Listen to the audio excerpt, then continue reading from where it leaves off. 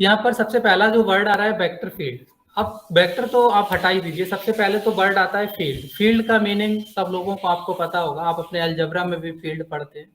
Same उसी layman language में इस फील्ड को भी समझ लीजिए कि जस्ट यहाँ पर इन्होंने भी एग्जाम्पल भी दिया है, a wind velocity map of the Atlantic ocean.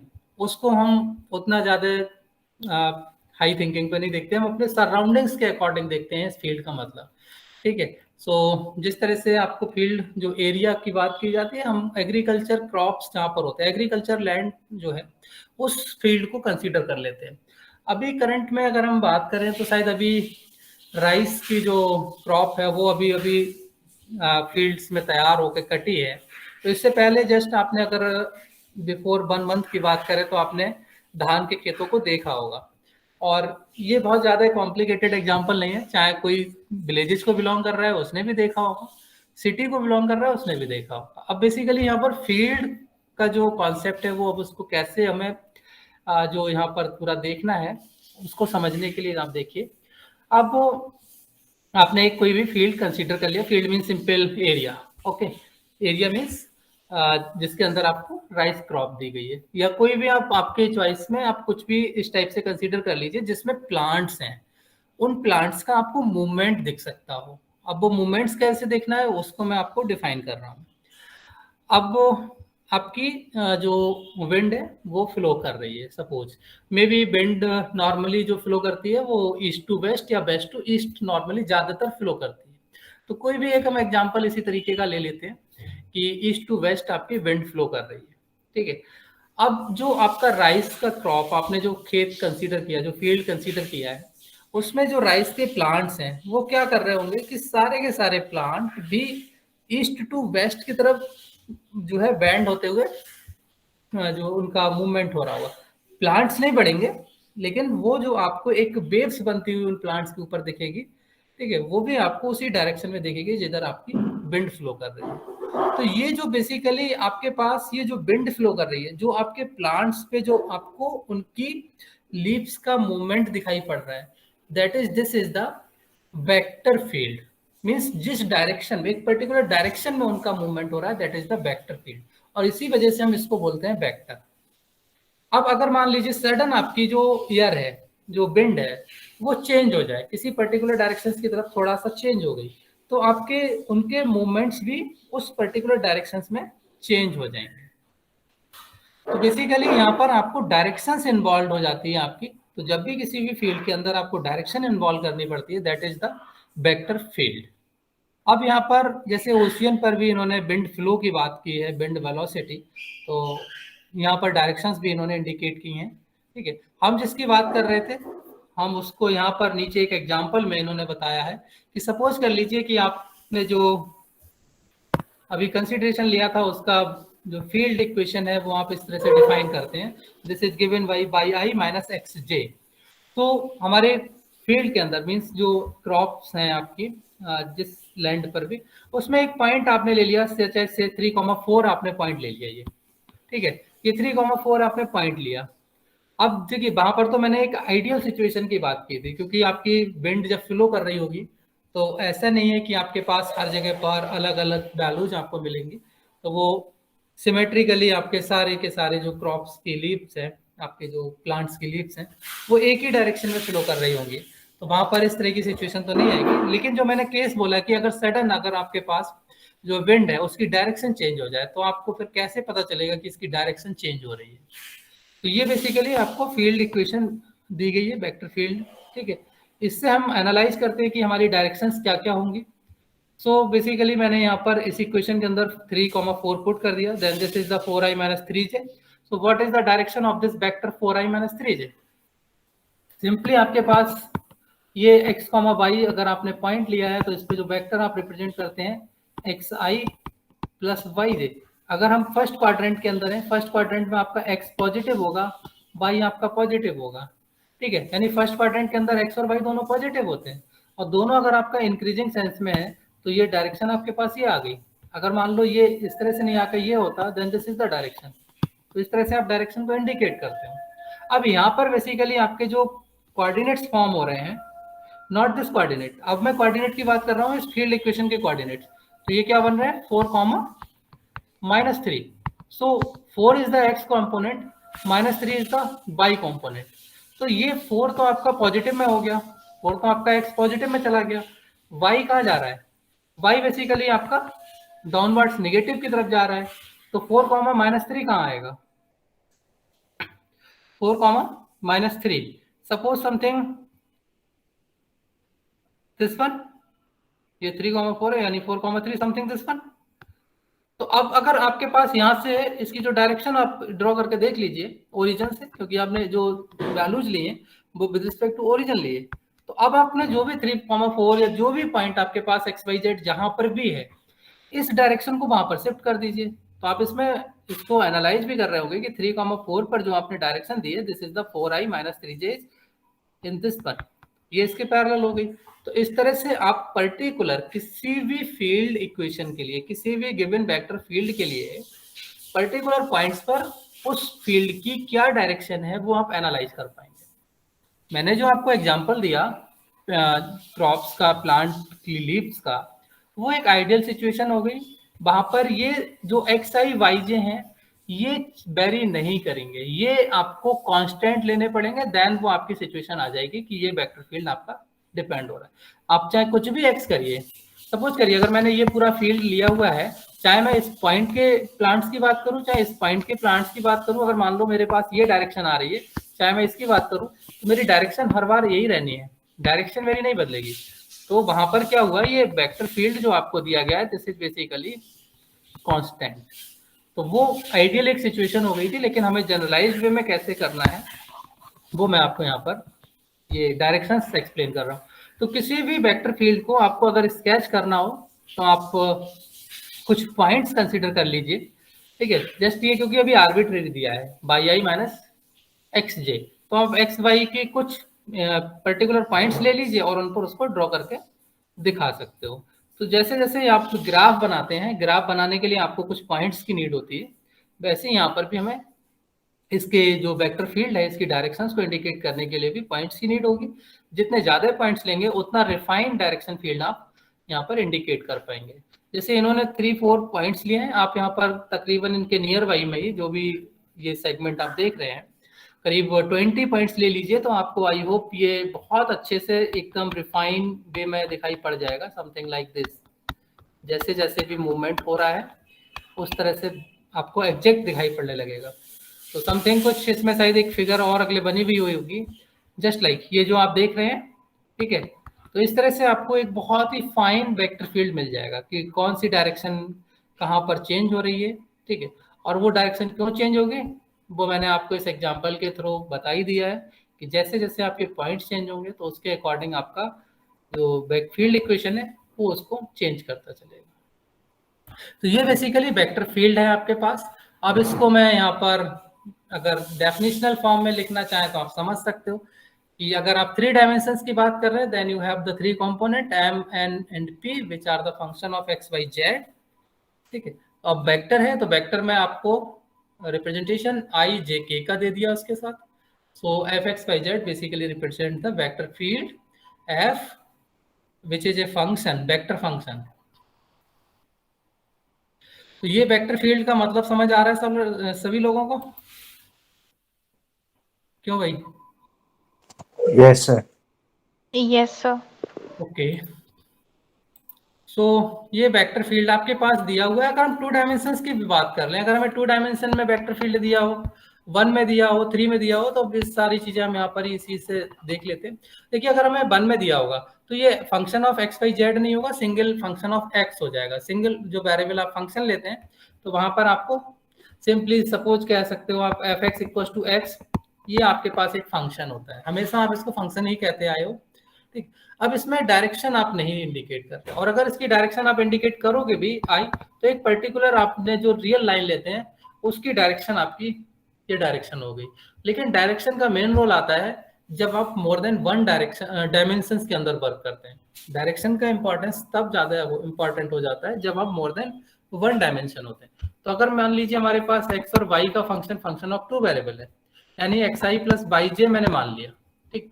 अब यहाँ पर इसकी डायरेक्शन इंपॉर्टेंट है और ये डायरेक्शन रख रहा होगा, तो इसी तरह से हमें यहाँ पर 2 वेरिएबल्स में वेक्टर फील्ड डिफाइन किया गया है फंक्शन ऑफ 2 वेरिएबल्स पे, कि ये सपोज हमारे पास कोई एक वेक्टर फील्ड है, तो सारे के सारी जो इन्फॉर्मेशन अब हम ग्रेडियंट डाइवर्जेंस, कर्ल या ग्रेडियंट जो भी हम पीछे कुछ चीज़ें डिफाइन भी करते आए हैं, तो वो यहाँ पर 2 और 3 से ही केवल डिफाइन करनी है। जैसे मैंने पीछे भी आपको बताया कि ग्रेडियंट जैसे डेल एफ आपने लिखा था i del over del x of F plus j del over del F y plus k del F over del Z के। तो यहाँ पर अगर आप ये जो डेल एफ है, अगर आपका फंक्शन केवल सिंगल वेरिएबल हो तो आप इस ग्रेडियंट को i del F over del x लिखते हैं, जो बेसिकली आपके पास ऑर्डिनरी डेरिवेटिव हो जाता है D F over D x, क्योंकि आपके पास डिफरेंट वेरिएबल्स ही नहीं है, मोर देन वन इंडिपेंडेंट ही नहीं है, तो आप उसको डायरेक्ट जो है ग्रेडियंट या इसी को आप सीधे ग्रेडियंट का नाम डिफाइन कर देते हो। तो अब जो आपका मेन पॉइंट है बेसिकली जो मुझे यहाँ से स्टार्ट करना है वो है डाइवर्जेंस। ठीक है, यहाँ से अब आप इसको अच्छे से समझिए, divergence of A vector field. अब ये डाइवर्जेंस होता क्या है? सबसे पहला वर्ड तो इस डाइवर्जेंस का ही मीनिंग समझिए। I think divergence means something expanded, या फिर आप सब लोगों ने अपने घरों में बेसिन देखे होंगे, सिंक देखा होगा। जैसे अगर किचन की बात करें तो किचन में एक सिंक है, बेसिन आपने वॉश बेसिन हैंड वॉश करने के लिए जो लगाया है उसकी आप बात कर रहे हैं, वो आपके पास एक बेसिन है। सो उस समय क्या होता है कि आपका जो टैब है जहाँ से पानी आपको मिल रहा है, चाहे आप सिंक अपने किचन का कंसीडर करें या फिर आप वॉश बेसिन का कंसीडरेशन लें, तो वहां पर जो टैब है वहां से जो पानी गिर रहा है वो पानी आपके पूरे सिंक या पूरे बेसिन में होता है, लेकिन वो क्या होता है कि एक पर्टिकुलर पॉइंट की तरफ जाता है और उस पर्टिकुलर पॉइंट पर एक पाइप के थ्रू आप उसको ड्रेनेज में जो है कनेक्ट कर देते हैं, तो वो सारा फिर निकल जाता है। डाइवर्जेंस बेसिकली इसका रिवर्स प्रोसेस है। अभी जो हमने सिंक या उसकी बात की थी, ये बेसिन की, डाइवर्जेंस उसका रिवर्स प्रोसेस है बेसिकली। अब आप ये मान लीजिए एक तरह से कि आपने जब फवारा देखा होगा, ठीक है, आप शावर वगैरह लेते हैं तो शावर में आपने देखा होगा कि एक पर्टिकुलर पॉइंट पर आपके पास शावर कनेक्ट किया गया और वहां से जो आपका वाटर निकल रहा है वो क्या हो रहा है, ऑल डायरेक्शंस में एक्सपेंड हो रहा है।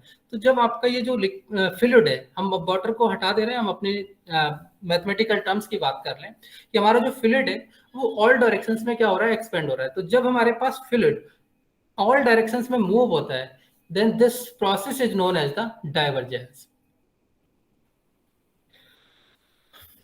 Then this process is known as the divergence.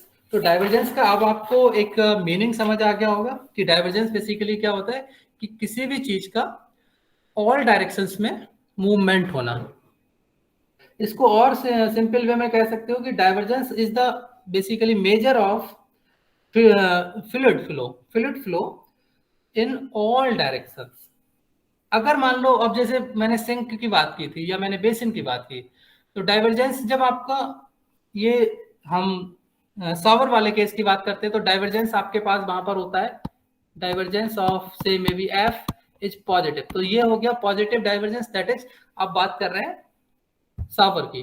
अगर ये डाइवर्जेंस मान लो क्या हो जाए, एफ इज लेस देन 0, तो अब हम इसके अपोजिट आ गए। जो हमारा अभी प्रोसेस था, जो आपके शावर में जो प्रोसेस होता है, सिंक में क्या होता है उसका जस्ट अपोजिट होता है। तो यहाँ पर भी आपको दोनों चीजें एक दूसरे के अपोजिट ही दिखाई पड़ रही हैं। तो यहाँ पर क्या हो जाएगा कि अब आपका जो फ्लूइड था वो ऑल डायरेक्शन से किसी एक पर्टिकुलर पॉइंट पर कन्वर्ज कर रहा है। तो divergence and convergence are reciprocal of each other, inverse हैं एक दूसरे के। ठीक है, तो यहाँ पर ये आपका डाइवर्जेंस हो गया। अब अगर sorry it's not the divergence, this process is the converge. तो यहाँ पर सारा लिक्विड या जो वाटर है आपका या जो फ्लूइड है वो कन्वर्ज करते हुए एक पॉइंट पर आ रहा है। सो ये रिवर्स प्रोसेस है, इसमें नेगेटिव होता है। अगर मान लो कहीं कोई ऐसी सिचुएशन भी आ जाए, हो सकता है कि भाई फ्लूइड आपका ऐसा है नहीं, उसको तो कुछ भी फर्क नहीं पड़ता है, कुछ पर्टिकुलर टाइप के आइडियल फ्लूइड्स आप कंसीडर कर सकते हैं। कंप्लीटली उस नेचर के फ्लूइड तो आपको बहुत ही रेयरेस्ट एंड रेयर मिलेंगे, बट आप कुछ फ्लूइड्स को फिर भी ले सकते हो। And if the divergence of the vector field F is 0, means आप फील्ड को कुछ भी चेंज करते रहो कोई फर्क नहीं पड़ता है, लेकिन आपका डाइवर्जेंस अनचेंज्ड, जीरो रहता है, उसका डाइवर्जेंस आपको मिलता ही नहीं। मींस आपका जो फ्लूइड है वो एक पर्टिकुलर डायरेक्शंस में पड़ता रहता है, उस पर चाहे फोर्स लगाओ कुछ भी करो कोई उस पर फर्क नहीं पड़ रहा है। ठीक है, एक्सटर्नल फोर्सेस का कोई इम्पैक्ट जब नहीं आता है, that is fluid flow is incompressible. ये चीजें मैं आपको अभी नोट डाउन कराऊंगा। तो ये डाइवर्जेंस क्या होता है, ये मीनिंग समझ आया होगा। और कब हम इसको डाइवर्जेंस कहेंगे, कब इसको कन्वर्जेंस कहेंगे, मीन्स कन्वर्ज कर रहा है, reverse of the divergence. And इसके बाद एक टर्म और है कर्ल, वो भी मैं पहले एक्सप्लेन कर दूं, इसके बाद फिर नोट डाउन कराता हूँ। ये बेसिकली आपका जो फिजिकल क्वांटिटी मेजर करते हैं, this is basically measures the rotation of the fluid, rotation of fluid. Normally कई बार आपने देखा होगा कि फ्लूइड जब फ्लो कर रहा होता है इन रिवर्स और समथिंग, तो वहां पर आपको कई बार फ्लूइड इस तरह से रोटेट होते हुए भी दिखाई पड़ता है। तो बेसिकली ये जो रोटेशन आता है, this is given by this curl.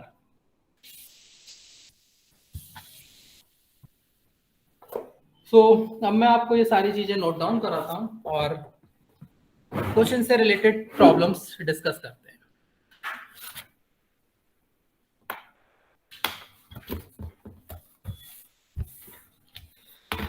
Okay,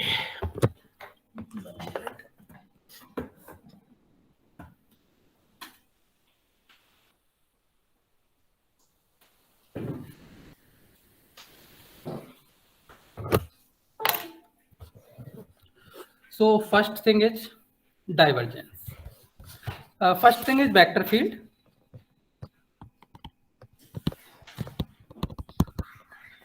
मैंने आपको एक्सप्लेन करी दी ये चीजें, तो मैं डायरेक्टली यहाँ पर शॉर्ट में लिखता चला जा रहा हूँ। इसको हमने रिप्रेजेंट कर लिया F x Y z, which is say may be M, M is the function of x Y z component I plus n x y z j plus m n p o p q, जो भी आपको symbolisation यहाँ पर लेना है आप ले सकते हो, x y z k। So vector field क्या होता है, इससे कैसे आप मेजर करेंगे, क्या चीजें आपको इंटरप्रेट करनी है, वो चीजें मैं आपको एक्सप्लेन कर दिया हूँ।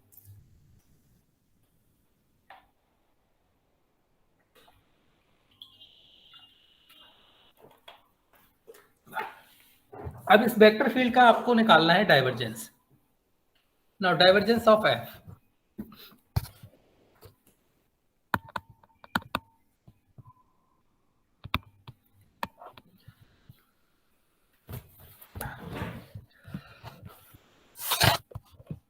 सो मैं यहाँ पर मेंशन भी कर देता हूँ, divergence measures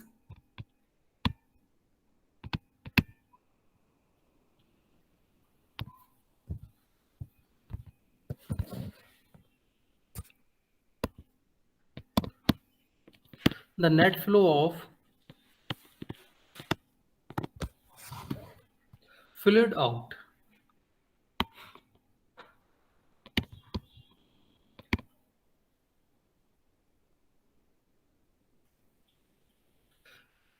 fluid out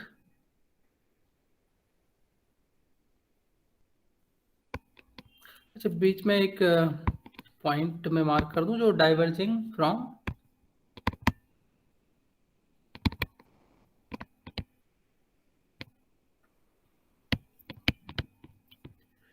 a point, ठीक है। सो ये एग्जांपल के तौर पे मैं आपको बना के एक्सप्लेन कर ही चुका हूँ। डाइवर्जिंग की सिचुएशन ये है कि सपोज ये आपका एक पॉइंट है, सो यहाँ से आपका जो फ्लूइड है वो ऑल डायरेक्शन में डाइवर्ज हो रहा है, समथिंग लाइक दिस। ये कोई मान लीजिए एक पाइप है, उस पाइप में से आपने अक्सर ये तो घरों में भी अपने खूब बचपन में आप लोगों ने खेलते हुए भी किया होगा कि पाइप पकड़ लिया, अगले से उसको थोड़ा सा प्रेशर दिया तो आपका जो पानी है वो फैलते हुए जो उसकी डायरेक्शन है वो बढ़ रही है, ठीक है। एग्जैक्टली पूरी तरह से ये नहीं आता है, वहां पर प्रेशर बढ़ता है तो उसका डिस्टेंस आपका ज्यादा बढ़ जाता है, ठीक है। So something like this. और अब इसके कुछ पहले तो एक डेफिनेशन भी लिख दूं। Suppose let F is the vector field, F be the given vector field,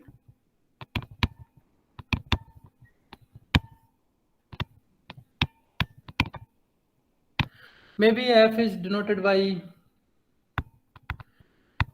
F x by Z.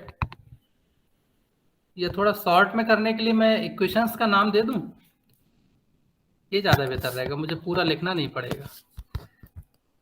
F with given vector field given by 1। Okay, अब मैं यहां पर बच गया पूरा इक्वेशन लिखने से। देन डाइवर्जेंस ऑफ एफ, ठीक, this divergence is basically given by del dot f. जैसे ग्रेडियंट लिखते थे, ग्रेडियंट एफ, उसमें क्या करते थे, डायरेक्ट आप उस पर अप्लाई कर देते थे डेल ऑपरेटर। यहाँ पर डेल ऑपरेटर डायरेक्ट अप्लाई नहीं करना है, बट क्या करना है, dot product of the F and this del operator. So this is symbolized like this, del of M upon del x plus del N upon del y plus del p upon del z. This defines the divergence. कुछ points यहाँ पर मुझे note down कराने हैं, वो मैं आपको note करा दूं, क्योंकि ये आपके कुछ क्वेश्चंस में पूछा जाएगा। नोट, जैसे फ्लोइंग आउट, जब आउट डायरेक्शन में फ्लो होगा then divergence of F is positive. जब flowing in means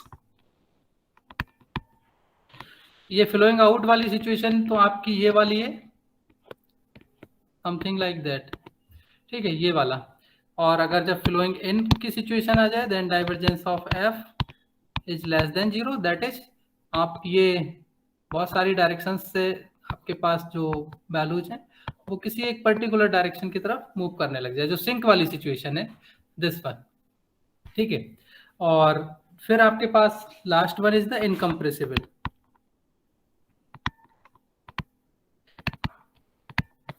incompressible means divergence of F is 0, means कुछ भी करिए कोई फर्क नहीं पड़ता है, ठीक है, ना विन हो रहा है ना आउट हो रहा है, मतलब उसके जो ये डाइवर्जिंग कैपेसिटी है वो 0 रहे। ऐसा बना के कहीं नहीं दिखाया जाता है, ठीक है। ये अब आप किसी से ये मत कहिएगा कि डाइवर्जेंस 0 इस तरह के केवल फ्लो की होगी, ठीक है, वो हर एक फ्लो पर एप्लीकेबल नहीं है। कुछ पर्टिकुलर टाइप के, जस्ट मैंने अभी बताया है, कुछ फ्लूइड होते हैं जिन पर आप कितना भी प्रेशर लगाइए ना तो वो एक्सपेंड होंगे ना वो कंप्रेस होंगे। तो उस तरह के जो फ्लूइड्स हैं उनके लिए हम बोलते हैं कि दीज फ्लूइड्स आर इनकम्प्रेसिबल। सो अब एक एग्जांपल हम कर लेते हैं, example number 2 of your book. Divergence या हाँ बोलिए सर, ये जो हम फ्लूइड्स की बात कर रहे हैं ये हम रेफरेंस लेके चल रहे हैं या फिर हम पढ़े ये फ्लूइड्स के लिए रहे हैं ये सारी प्रॉपर्टीज? डाइवर्जेंस एंटायरली फ्लूइड के लिए होता है, ये सॉलिड्स में नहीं होगा। और फ्लूइड्स में आपके लिक्विड एंड गैसेस दोनों आते हैं, ठीक है। Yes sir. हाँ, सॉलिड्स पे ये एप्लीकेबल नहीं होता है, बाकी आप गैस या लिक्विड कोई भी कंसीडर कर सकते हैं, इसीलिए हम कॉमन वर्ड यूज करते हैं फ्लूइड्स। तो एक एग्जांपल यहाँ पर लेते हैं। बेसिकली ये जो आपका फ्लूइड डायनामिक्स एक पूरा पेपर है, इंजीनियरिंग का पेपर है ये बेसिकली, जिसमें बर्नौली थ्योरम और ये सारी चीजें भी आप वेरीफाई करते हैं। लेकिन आपके यहाँ पर ऐसा कुछ नहीं है, आपको सिर्फ इसका एक ओवरव्यू सिखाया जा रहा है केवल। तो बट जितना भी है उतना हम लोगों को क्या करना पड़ेगा, ठीक है। तो प्रैक्टिकल एप्लीकेशन आपके पास है नहीं है, अदरवाइज आपको प्रैक्टिकल एप्लीकेशन जब मिलता तब वो चीज़ें एकदम आपको सामने से विजुलाइज होती हैं। मैं सिर्फ ये जो फार्मूला है उसका एप्लीकेशन केवल आपको बता रहा हूँ। तो यहाँ पर हमारे पास सिर्फ एप्लीकेशन ही फॉर्मूले बेस्ड है। सो हमें अब डाइवर्जेंस फाइंड करना है। This is the example number 2 of your book. F is given. Notice करने की चीज ये है कि यहाँ पर function of 2 variable and 3 variable both दिया हुआ है। तो मैं दोनों ही एक बार में आपको यहाँ पर सॉल्व करा देता हूँ। तो 2 और 3 पे आपका सिर्फ फर्क पड़ेगा, तो ये जो कंपोनेंट्स हैं आपके एफ के कंपोनेंट आई जे के, वो उनका फर्क पड़ेगा। तो यहाँ पर भी जो आप ये फॉर्मूला लिख रहे हैं del M over del x, del N over del y और del P over del z, ये आपके उन कंपोनेंट्स के अकॉर्डिंग ही आपको यहाँ पर मिलेंगे। ओके, सो एफ आपको पहले दिया हुआ है एक्स वाई के टर्म्स में, x square y i plus x y cube j, और आपको जी डिफाइंड है एक्स आई plus y cube z square j plus x z cube के।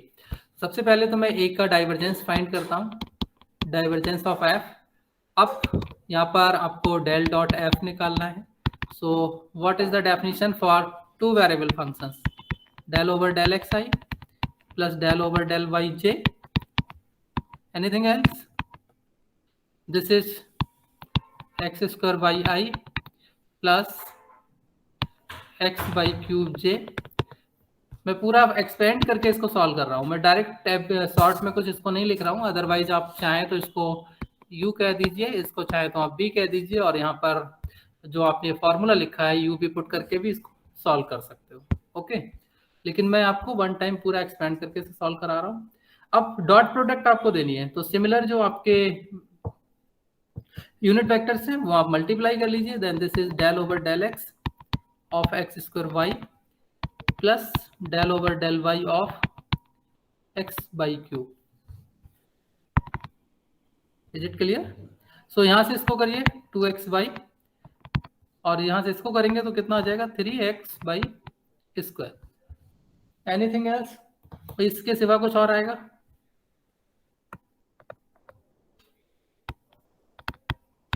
No sir. ओके, अब g का भी इसी तरह से निकालते हैं, डेल डॉट g। यहाँ पर भी सेम जैसे वहां पर मैंने एम एन पी या जो भी आपने पी क्यू आर जो भी कॉल किया है, आप उस तरह से भी ले सकते हो, या फिर आप पूरा इसको एक्सपेंड करके कर सकते हो। Definition of this del operator is del over del x i. अब यहाँ पर क्या है आपके पास, ये 3 कंपोनेंट्स में, तो आप इसको 3 कंपोनेंट्स में लिख लो, डेल ओवर डेल वाई जे plus del over del Z के। तो जितने कंपोनेंट्स में आप इसको लिखना चाहें ऑपरेटर को आप लिख सकते हो। Dot and what is your g? g is xi plus y cube z square j plus x z cube k। Dot product दे दीजिए, this is del over del x of x plus del over del y of y cube z square and del over del z of x z cube. Okay, so ये solve कर लीजिए, कितना होगा ये 1, इसका कितना आ जाएगा 3 by square Z square, and what is this one 3x Z square. ठीक है, तो ये आपके पास हो गया। अगर मान लो इस तरह से आप नहीं करते, आपने g को डिफाइन कर लिया होता something like this is the m, this is the n, this is the p, आप डायरेक्ट भी इसको कर सकते हैं। Divergence of g can be written as del m over del x plus del n over del y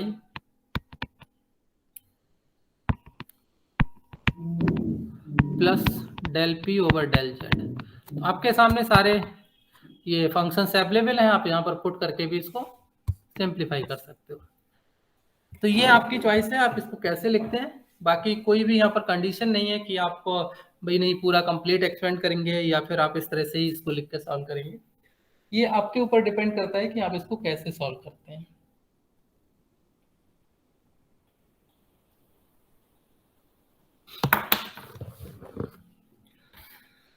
okay, so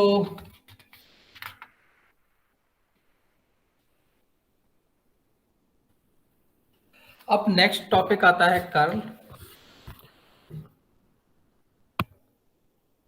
curl of vector field. सो मैंने पहले ही अभी आपको बताया, उसी को यहाँ पर फिर से मेंशन कर देता हूँ। Curl basically measures the degree of rotation of your field या vector field. Curl measures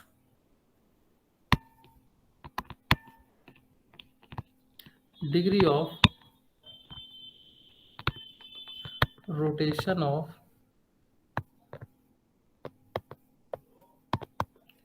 vector field.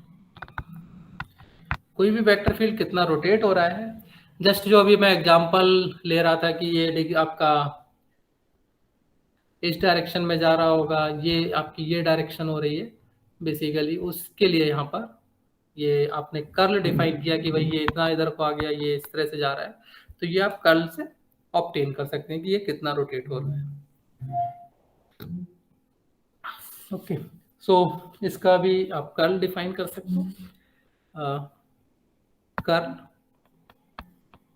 Of vector field F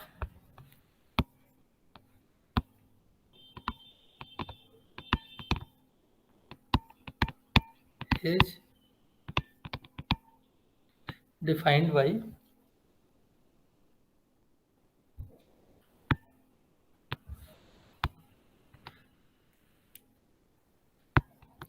ये तो हम लिखते हैं कर्ल, ठीक है, एफ, या इसी को हम कह देते हैं डेल क्रॉस एफ। डाइवर्जेंस में डॉट आता है, कर्ल में क्रॉस आता है, तो ये दोनों के डिफरेंस देखने हैं बस। बाकी सिंपली आप इसको जब एक्सपेंड करके सॉल्व करेंगे सो आप लिख सकते हैं, आपने एम एन पी में लिया हुआ था तो एम एन पी में इसको फाइनली भी आप लिख सकते हैं, this is the del m इसके कॉरेस्पॉन्डिंग है, तो ये आ जाएगा p by minus del n z of i. Curl आपका एक वेक्टर क्वांटिटी होती है, ठीक है, और डाइवर्जेंस आपका स्केलर क्वांटिटी होती है। Del M over del z minus del P over del x j.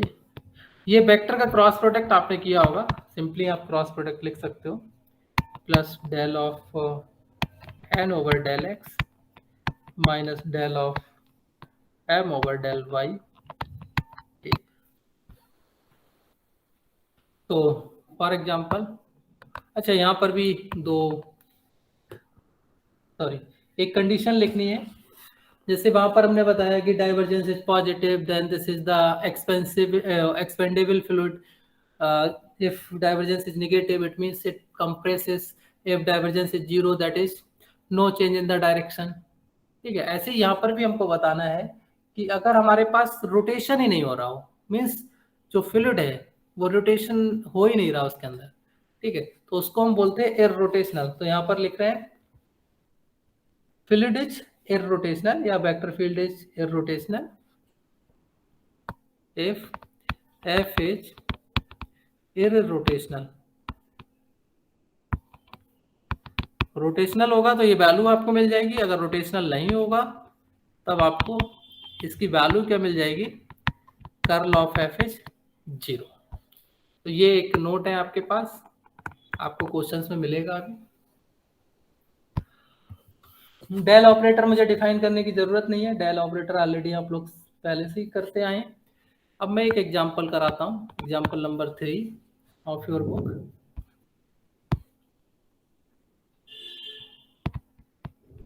ये आपको वेक्टर फील्ड मैं एक को ही करा रहा हूँ, ठीक है, बाकी दूसरा हम बाद में फिर अपनी एक्सरसाइज में देखेंगे। ये एफ के लिए मैं यहाँ पर कंसीडर कर रहा हूँ और इसी पे इसको सॉल्व करता हूँ। एफ आपके पास गिवन है,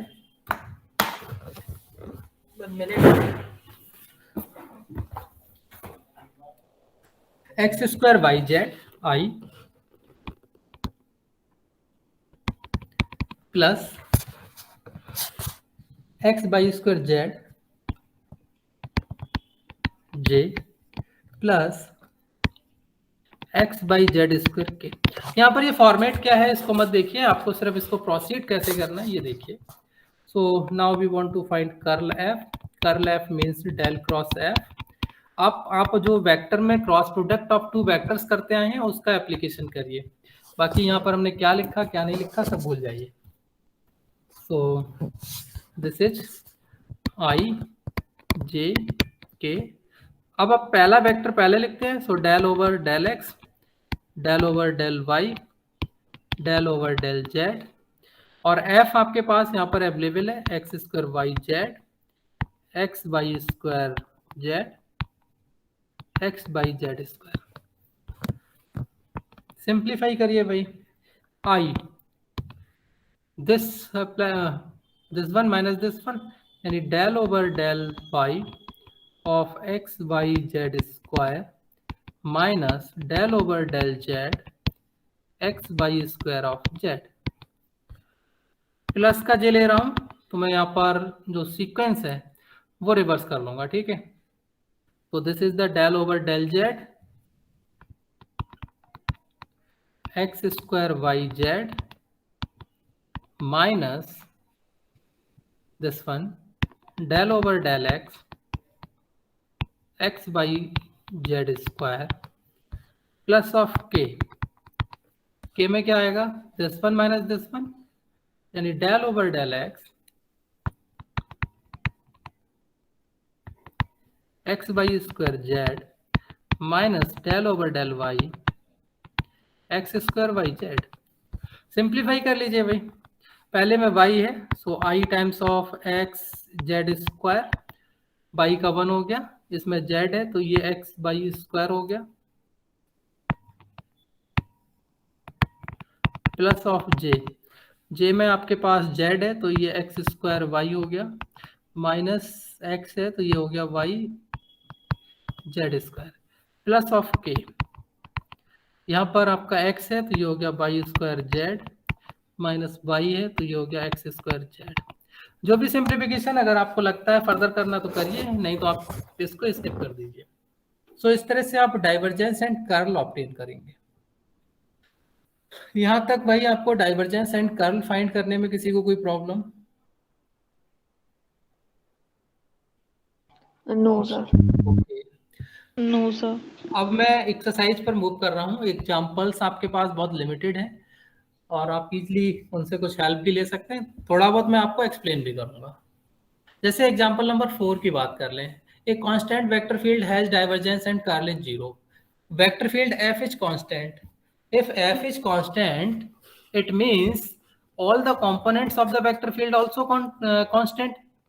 A, B, C are all the constant.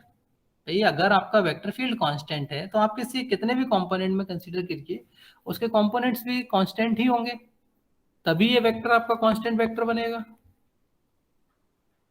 ठीक है। तो यहाँ पर इन्होंने इसको 3 कंपोनेंट में लिया हुआ है तो आप उसको 3 कंपोनेंट में ले लेंगे, लेकिन जैसे इनके डिफरेंशिएशन करेंगे all are 0, so divergence and curl is 0। तो ये आपको करने की जरूरत नहीं है, आपको बस दिमाग में होना चाहिए कि भाई कंपोनेंट्स आपके सारे 0 हो गए, इसलिए सारी क्वांटिटी आपकी 0 हो गई। हार्मोनिक अभी हम सो नहीं कर रहे, ये ऑलरेडी वैसे भी कर ही चुके हैं। अब हम आते हैं exercise problem 326। Find divergence f and curl f for the given vector functions.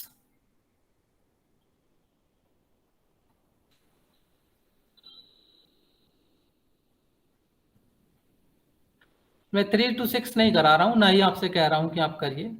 अब मैं अगले थोड़ा सा सॉल्व करता हूं क्वेश्चन नंबर 7 to 12 में। इसमें बेसिकली आपसे divergence and the curl of the vector fields obtain कराए गए हैं at a certain given point.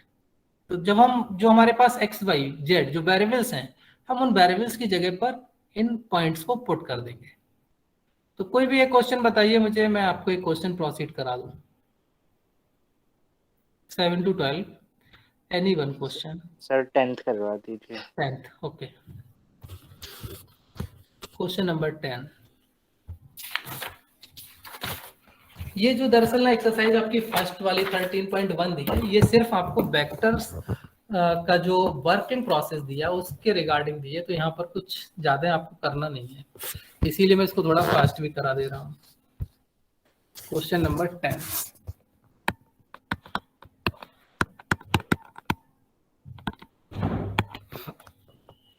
आपको एफ गिवन है x Y Z and this one is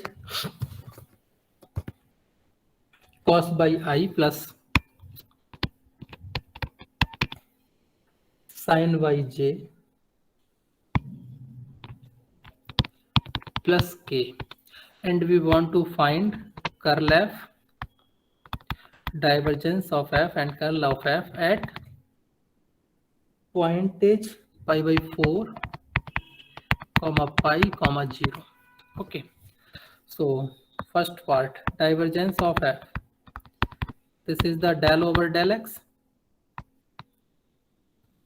I plus del over del Y J plus del over del Z के।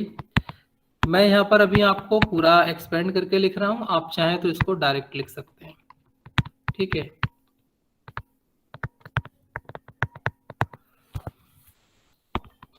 कितना आएगा भाई ये, del over del x of cos Y plus del over del Y of sine Y plus del over del Z of 1, this one 0, sine Y का कितना हो गया भाई, कॉस वाई 1 का 0, so this is finally is cos Y.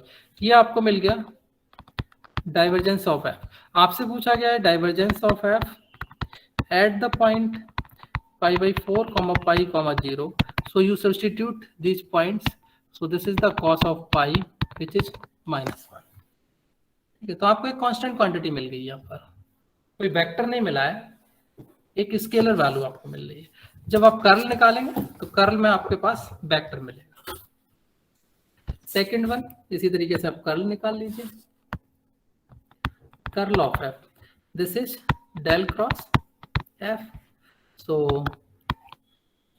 I J K del over del X del over del Y del over del Z, and what is this value? I think cos Y sin Y and 1. Simplify I. इसके लिए कोई shortcut तरीका नहीं है, आपको ये पूरा expand करके ही सॉल्व करना होगा।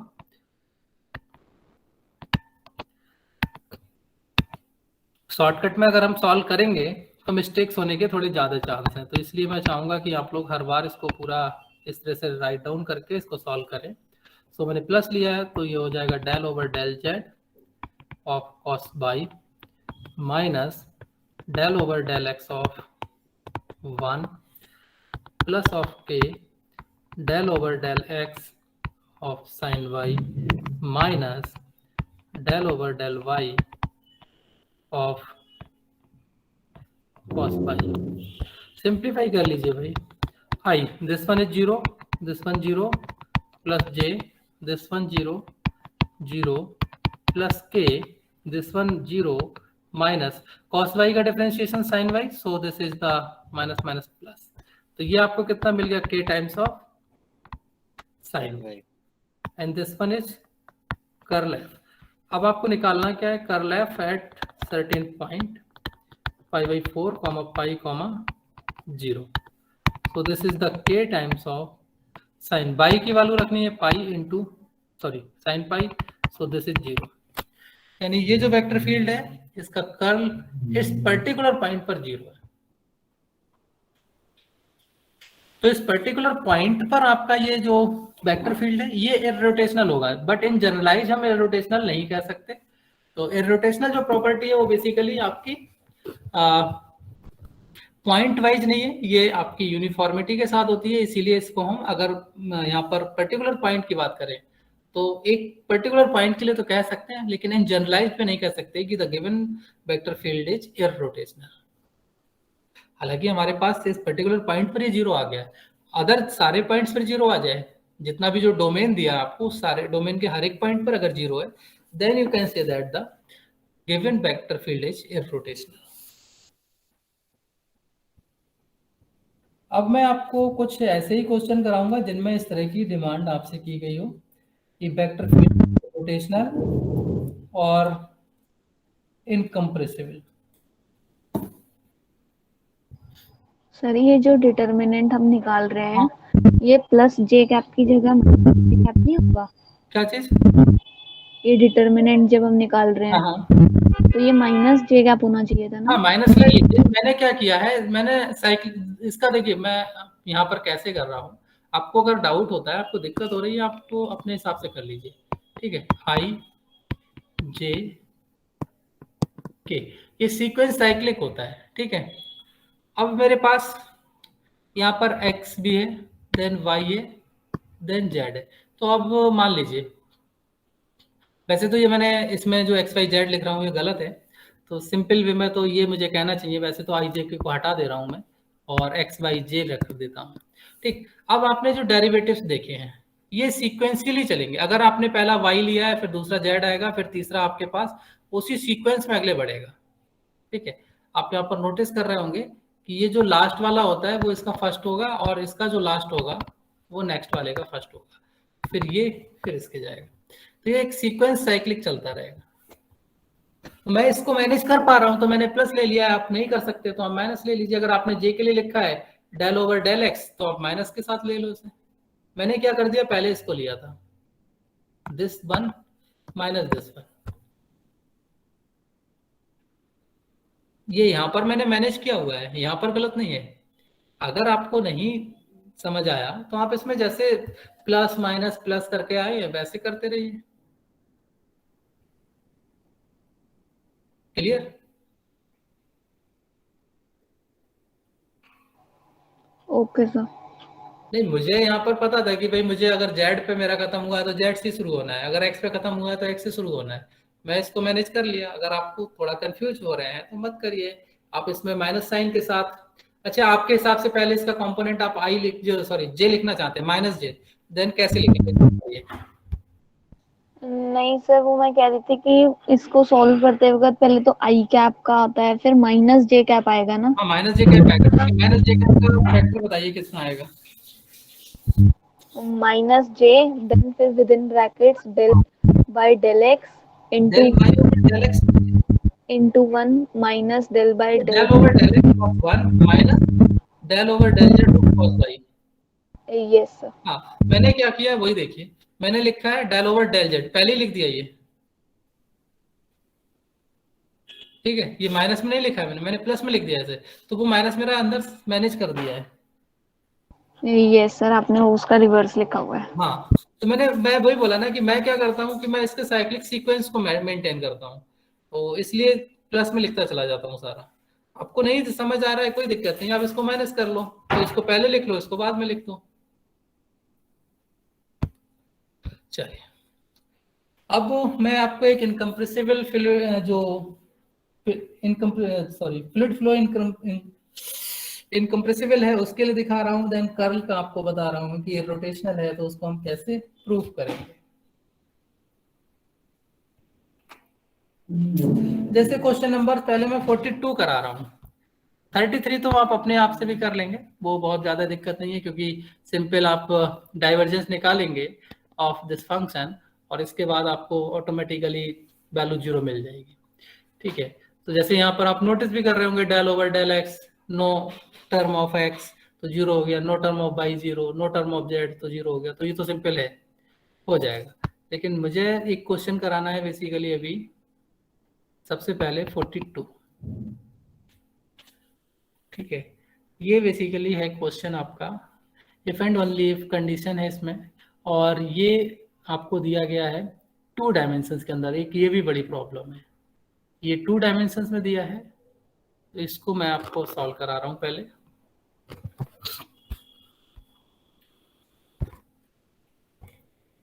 तब तक आप लोग अटेंडेंस अपनी पुट कर लीजिए। क्वेश्चन नंबर 42 आपको गिवन है if F x comma y is given u x y i plus b x by j. ठीक है, तब आपसे बोला गया so that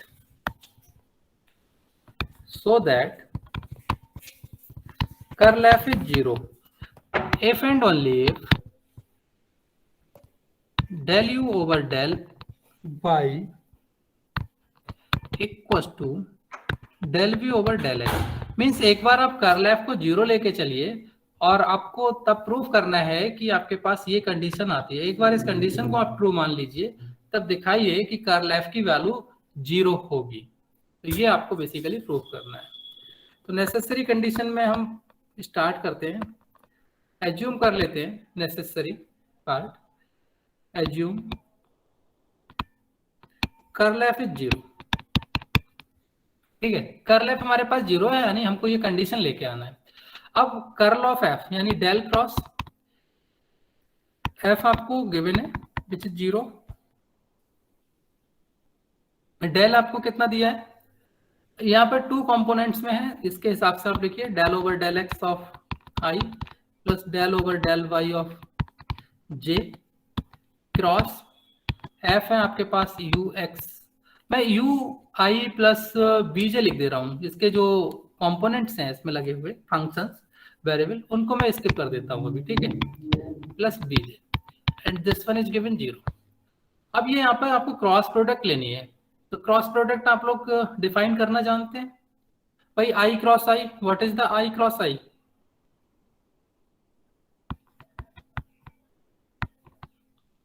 zero. This is i cross i, तो इसकी वैल्यू कितनी हो जाएगी 0। तो इसको मैं अगर स्किप कर दूं या ना लिखूं तब भी मेरा काम चल जाएगा, ठीक है। I cross J and j cross i क्या होता है वो मुझे यहाँ पर नोट डाउन करना होगा। तो ये हो गया del over del Y of u and what is this sequence j cross i, ठीक है, प्लस अब मैं इसके लिए करता हूं del over del x of v and what is the sequence i cross J,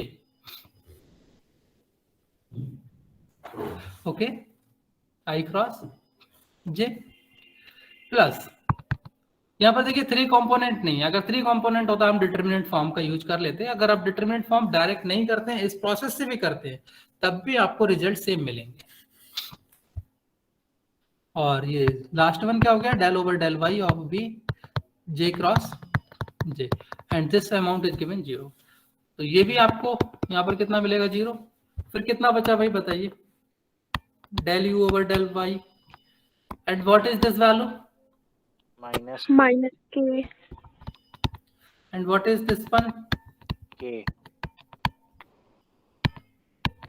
k and right is 0, so k is taken out, del v over del x minus del u over del y equals to 0. K is a unit vector, it can never be 0, so for this one it must be 0. yes It sir is del v over del x minus del u over del y should be 0. This implies del v over del x equal to del you over del Y. ये आपने एक condition prove कर ली है, और condition नहीं prove कर ली है, अब आप एक तरह से ये कह सकते हैं कि आपने एक फॉर्मूला प्रूव कर लिया कि अगर आपको कभी भी 2 कंपोनेंट फंक्शन यानी वेक्टर फील्ड गिवन हो और उसका अगर आपसे कर्ल फाइंड कराया जाए, ठीक है, उसका अगर आपसे कर्ल फाइंड कराया जाए तो आप ये कंडीशन सेटिस्फाई करा सकते हैं। और यहाँ पर कर्ल बेसिकली इसका कितना है 0। 0 मीन्स इररोटेशनल, यानी ये कंडीशन हो गई आपकी irrotational vector field in 2 dimension. मैं यहाँ पर अब आपको लिख देता हूँ irrotational condition for irrotational vector field